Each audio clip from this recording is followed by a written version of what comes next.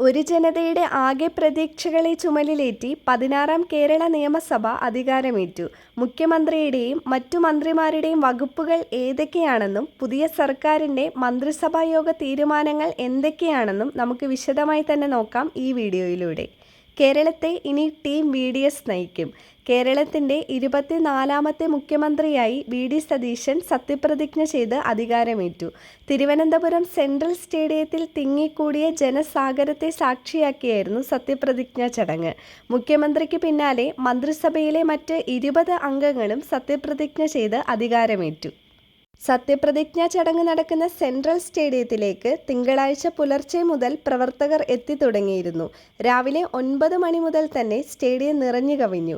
പിന്നാലെ VD സതീശൻ ഉൾപ്പെടെയുള്ളവർ സ്റ്റേഡിയത്തിലേക്കെത്തി. രാഹുൽ ഗാന്ധി ഉൾപ്പെടെയുള്ള കോൺഗ്രസ് നേതാക്കളും തെലങ്കാന, കർണാടക മുഖ്യമന്ത്രിമാരും പിണറായി വിജയൻ ഉൾപ്പെടെയുള്ള പ്രതിപക്ഷ നിരയിലെ നേതാക്കളും വേദിയിലെത്തി. രാവിലെ 10:10 ഗവർണർ രാജേന്ദ്ര ആർലേക്കർ വേദിയിലേക്കെത്തിയത്. 10:12 വന്ദേ മാതരം ആലപിച്ച് സത്യപ്രതിജ്ഞാ ചടങ്ങുകൾ ആരംഭിച്ചു. തുടർന്ന് chief secretary K. Jayathilak VD സതീശനെ സത്യപ്രതിജ്ഞയ്ക്കായി ക്ഷണിച്ചു. ഗവർണർ രാജേന്ദ്ര ആർലേക്കർ സത്യവാചകം ചൊല്ലിക്കൊടുത്തു. വടശ്ശേരി ദാമോദര മേനോൻ സതീശൻ എന്ന ഞാൻ എന്ന് പറഞ്ഞാണ് VD സതീശൻ സത്യവാചകം ചൊല്ലിത്തുടങ്ങിയത്. ദൈവനാമത്തിൽ അദ്ദേഹം സത്യം ചെയ്തു. ആഘോഷത്തോടെയാണ് VD സതീശൻ്റെ സത്യപ്രതിജ്ഞ സദസ്സ് ആഘോഷമാക്കിയത്. മുഖ്യമന്ത്രിയായി സത്യപ്രതിജ്ഞ ചെയ്ത VD സതീശനെ ഗവർണർ പൂച്ചെണ്ട് നൽകി അനുമോദിച്ചു. പിന്നാലെ മന്ത്രിമാരും സത്യപ്രതിജ്ഞ ചെയ്തു. പുതുമുഖങ്ങൾക്കും പരിചയസമ്പത്തിനും ഒരുപോലെ പ്രാധാന്യം നൽകിയിട്ടുള്ളതാണ് മന്ത്രിസഭ. 16-ാം കേരള മന്ത്രിസഭയിലെ ഓരോ മന്ത്രിമാർ ആരൊക്കെയാണെന്നും അവരുടെ സവിശേഷതകൾ എന്തൊക്കെയാണെന്നും ഇനി നമുക്ക് വിശദമായി തന്നെ നോക്കാം. ആദ്യമായി പറയാൻ പോകുന്നത് VD സതീശനെ പറ്റിയാണ്. പറവൂർ MLA ആണ്. നിയമസഭയിൽ 6-ാം തവണയാണ്. കഴിഞ്ഞ നിയമസഭയിൽ പ്രതിപക്ഷ നേതാവായിരുന്നു. AICC സെക്രട്ടറിയായിരുന്നു. അദ്ദേഹത്തിന് ചുമതലയുള്ള മറ്റു വകുപ്പുകൾ ധനം, പൊതുഭരണം, നിയമം, തുറമുഖം എന്നിവയാണ്. അടുത്തത് രമേശ് ചെന്നിത്തലയാണ്. ഹരിപ്പാട് MLA ആണ്. നിയമസഭയിൽ 6-ാം തവണയാണ്. 14-ാം നിയമസഭയിൽ പ്രതിപക്ഷ നേതാവായിരുന്നു. ഉമ്മൻചാണ്ടി മന്ത്രിസഭയിൽ ആഭ്യന്തരമന്ത്രി, കോൺഗ്രസ് പ്രവർത്തക സമിതി അംഗമാണ്. അദ്ദേഹത്തിന് ചുമതലയുള്ള വകുപ്പുകൾ ആഭ്യന്തരം, വിജിലൻസ്, കയർ വകുപ്പ് എന്നിവയാണ്. അടുത്തത് K. മുരളീധരനാണ്. അദ്ദേഹം വട്ടിയൂർക്കാവ് MLA ആണ്. AK ആന്റണി മന്ത്രിസഭയിൽ കുറച്ചുകാലം വൈദ്യുതി മന്ത്രിയായിരുന്നു. 3 തവണ ലോക്സഭയിലും 2 തവണ നിയമസഭയിലും അംഗം. KPCC മുൻ പ്രസിഡന്റാണ്. അദ്ദേഹം കൈകാര്യം ചെയ്യുന്ന വകുപ്പ് ആരോഗ്യവും ദേവസ്വവുമാണ്. അടുത്തത് സണ്ണി ജോസഫ്. പേരാവൂർ MLA ആണ്. 4-ാം തവണയാണ് നിയമസഭയിൽ. KPCC പ്രസിഡന്റ്, മന്ത്രിസഭയിൽ പുതുമുഖം. അദ്ദേഹത്തിൻ്റെ വകുപ്പുകൾ വൈദ്യുതി, പരിസ്ഥിതി, പാർലമെന്ററി കാര്യം എന്നിവയാണ്. അടുത്തത് AP അനിൽകുമാർ. വണ്ടൂർ MLA ആണ്. 6-ാം തവണയാണ് നിയമസഭയിൽ. മുൻ ടൂറിസം, സാംസ്കാരികം, പട്ടികജാതി ക്ഷേമ മന്ത്രിയാണ്. അദ്ദേഹം ഇപ്പോൾ കൈകാര്യം ചെയ്യുന്ന വകുപ്പ് റവന്യൂ ആണ്. അടുത്തത് ബിന്ദു കൃഷ്ണ. കൊല്ലം MLA ആണ്. നിയമസഭയിൽ പുതുമുഖം. AICC അംഗവും KPCC രാഷ്ട്രീയകാര്യ സമിതി അംഗവുമാണ്.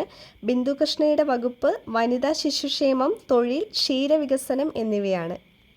അടുത്തത് T. സിദ്ദിഖ്. കൽപ്പറ്റ MLA. മന്ത്രിസഭയിൽ പുതുമുഖം. 2-ാം തവണ നിയമസഭയിൽ. KPCC വർക്കിംഗ് പ്രസിഡന്റായിരുന്നു. അദ്ദേഹത്തിൻ്റെ വകുപ്പ് കൃഷി.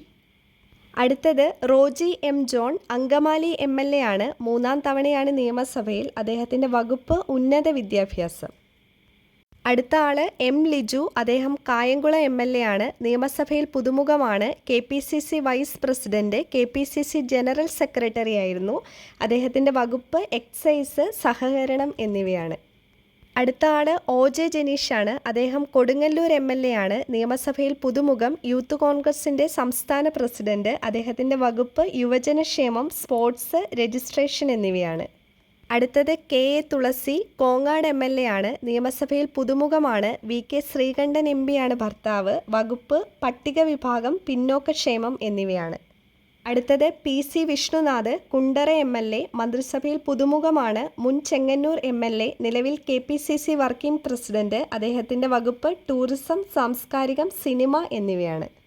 അടുത്തത് പി.കെ. കുഞ്ഞാലിക്കുട്ടി. അദ്ദേഹം മലപ്പുറം എം.എൽ.എ. ആണ്. 9ാം തവണയാണ് നിയമസഭയിൽ. 3 മന്ത്രിസഭയിൽ വ്യവസായ മന്ത്രി, ലീഗ് അഖിലേന്ത്യാ ജനറൽ സെക്രട്ടറി. അദ്ദേഹത്തിൻ്റെ വകുപ്പ് വ്യവസായം, ഐ.ടി, കൈത്തറി എന്നിവയാണ്. അടുത്തത് പി.കെ. ബഷീർ. ഏറനാട് എം.എൽ.എ. ആണ്. 4ാം തവണയാണ് നിയമസഭയിൽ. മന്ത്രിസഭയിൽ പുതുമുഖമാണ്. അദ്ദേഹത്തിൻ്റെ വകുപ്പ് പൊതുമരാമത്ത്. അടുത്തത് കെ.എം. ഷാജി. അദ്ദേഹം വേങ്ങര എം.എൽ.എ. ആണ്. 3ാം തവണയാണ് നിയമസഭയിൽ. മന്ത്രിസഭയിൽ പുതുമുഖമാണ്. ആഴിക്കോട് എം.എൽ.എ. ആയിരിക്കെ കോടതി അയോഗ്യനാക്കിയിരുന്നു. അദ്ദേഹത്തിൻ്റെ വകുപ്പ് തദ്ദേശ സ്വയംഭരണമാണ്. അടുത്ത ആൾ എൻ. ഷംസുദ്ദീൻ ആണ്. മണ്ണാർക്കാട് എം.എൽ.എ. ആണ്. 4ാം തവണയാണ് നിയമസഭയിൽ. മുസ്ലിം ലീഗ് സംസ്ഥാന സെക്രട്ടറിയും ദേശീയ വർക്കിംഗ് കമ്മിറ്റി അംഗവും മന്ത്രിസഭയിൽ പുതുമുഖവുമാണ്. അദ്ദേഹത്തിൻ്റെ വകുപ്പ് വിദ്യാഭ്യാസം, ന്യൂനപക്ഷ ക്ഷേമം, ഹജ്ജ് എന്നിവയാണ്. അടുത്ത ആൾ വി.ഇ. അബ്ദുൽ ഗഫൂർ ആണ്. അദ്ദേഹം കളമശ്ശേരി എം.എൽ.എ. ആണ്. നിയമസഭയിൽ പുതുമുഖമാണ്. അന്തരിച്ച മുൻ മന്ത്രി വി.കെ. ഇബ്രാഹിം കുഞ്ഞിൻ്റെ മകനാണ്. ലീഗ് ജില്ലാ ജനറൽ സെക്രട്ടറിയാണ്.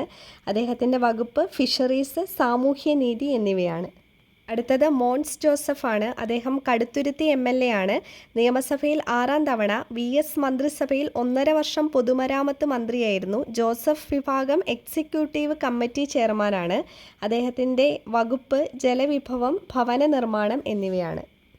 അടുത്തത് അനൂപ് ജേക്കബ് ആണ്. അദ്ദേഹം പിറവം എം.എൽ.എ. ആണ്. 4ാം തവണയാണ് നിയമസഭയിൽ. 2ാം തവണയാണ് മന്ത്രിയാകുന്നത്. മുൻ മന്ത്രി ടി.എം. ജേക്കബിൻ്റെ മകനാണ്. 2012 അദ്ദേഹം ഭക്ഷ്യമന്ത്രിയായിരുന്നു. ഇത്തവണ അദ്ദേഹത്തിൻ്റെ വകുപ്പ് ഭക്ഷ്യ സിവിൽ സപ്ലൈ വകുപ്പാണ്. അടുത്ത ആൾ ഷിബു ബേബി ജോൺ ആണ്. അദ്ദേഹം ചവറ എം.എൽ.എ. ആണ്. ഉമ്മൻചാണ്ടി മന്ത്രിസഭയിൽ തൊഴിൽ മന്ത്രിയായിരുന്നു. ആർ.എസ്.പി. സംസ്ഥാന സെക്രട്ടറി, മുൻ മന്ത്രി ബേബി ജോണിൻ്റെ മകനാണ്. അദ്ദേഹത്തിൻ്റെ വകുപ്പ് വനം, നൈപുണ്യ വികസനം എന്നിവയാണ്. അടുത്തത് സി.പി. ജോൺ ആണ്. തിരുവനന്തപുരം എം.എൽ.എ. ആണ്. നിയമസഭയിൽ പുതുമുഖമാണ്. സി.എം.പി. ജനറൽ സെക്രട്ടറി, പ്ലാനിംഗ് ബോർഡിലെ മുൻ അംഗമാണ്. അദ്ദേഹത്തിൻ്റെ വകുപ്പ് ഗതാഗതമാണ്.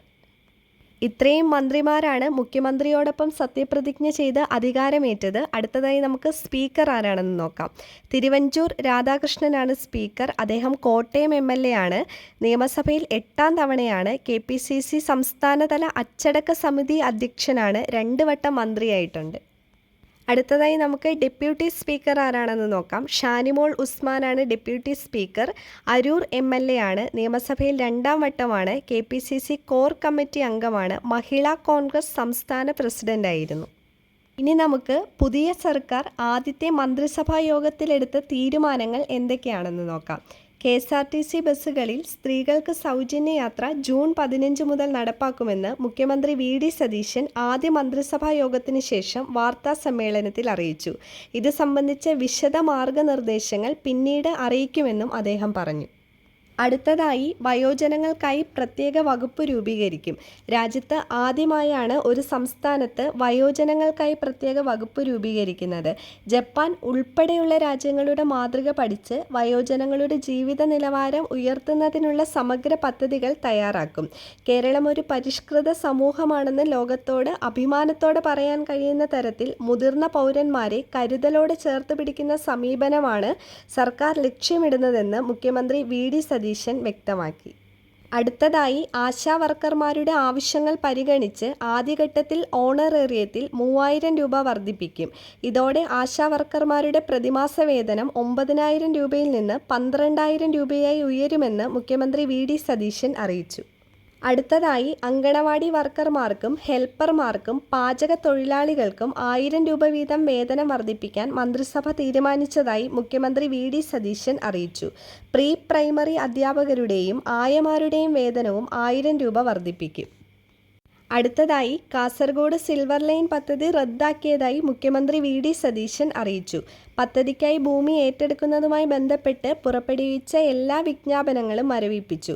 വർഷങ്ങളായി സ്വന്തം ഭൂമി വിൽക്കാനോ പണയപ്പെടുത്താനോ കഴിയാതെ സാധാരണക്കാർ അനുഭവിച്ച ബുദ്ധിമുട്ടുകൾ കണക്കിലെടുത്താണ് തീരുമാനം. സിൽവർ ലൈൻ സമരവുമായി ബന്ധപ്പെട്ട കേസുകൾ പരിശോധിച്ച് പിൻവലിക്കുന്നതിനുള്ള ശുപാർശ സർക്കാർ കോടതിയിൽ സമർപ്പിക്കും. പദ്ധതിക്കായി സ്ഥാപിച്ചിട്ടുള്ള മഞ്ഞ കുറ്റികൾ അടിയന്തരമായി നീക്കം ചെയ്യാൻ റവന്യൂ വകുപ്പിന് നിർദ്ദേശം നൽകിയതായും മന്ത്രിസഭാ യോഗത്തിന് ശേഷം നടന്ന വാർത്താ സമ്മേളനത്തിൽ മുഖ്യമന്ത്രി അറിയിച്ചു.